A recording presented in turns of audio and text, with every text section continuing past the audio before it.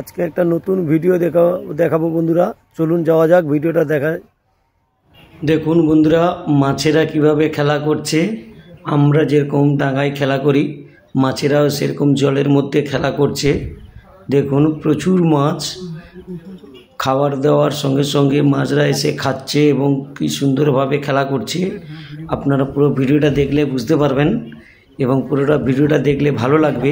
দেখুন পুরো ভিডিওটা দেখুন। মাছ, প্রচুর মাছ এসে, বড় বড় ছোট ছোট সব মাছ এসে খেলা করছে, খাবার খাচ্ছে।